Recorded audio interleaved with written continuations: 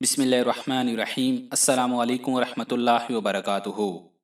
दोस्तों, एक रात एक लड़की अपने खावंद के साथ चारपाई पर लेटी हुई थी कि आधी रात को अचानक उसने आराम से मोबाइल हाथ में लिया और कमरे से बाहर निकल गई।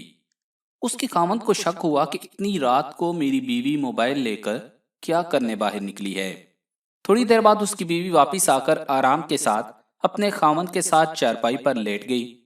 दूसरी रात उसके खामन ने अपनी सिम निकालकर उसके मोबाइल में डाल दी और बीवी का सिम कार्ड अपने मोबाइल में डाला।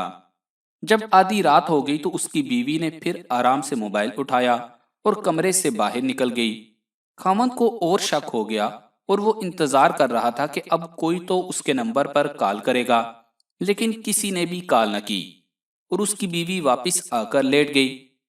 जब खामन ने उसका मोबाइल चेक किया तो उसमें कोई भी ना कॉल आई थी और ना ही गई थी, तो उसके खामंद का शक और पुख्ता हो गया।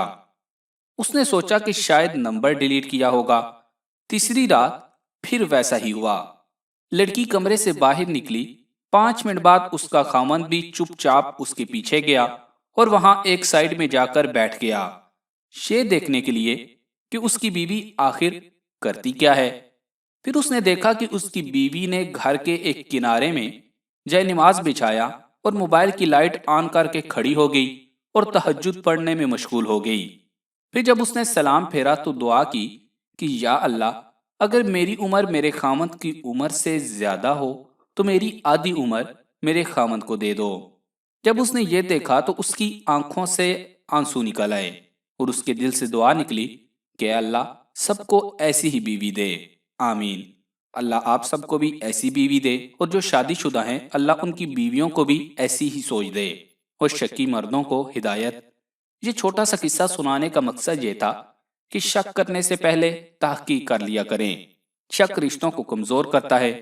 तो मुअज़्ज़िज़ दोस्तों, हमें उम्मीद है कि आपको ये वीडियो पसंद आई होगी, तो इसे लाइक करें, हमारे चैनल उर्दू लैब को सब्सक्राइब करें और घंटी का बटन जरूर दबा दें और इस वीडियो को फेसबुक और व्हाट्सएप पर ज्यादा से ज्यादा शेयर करें। जज़ाकल्लाह।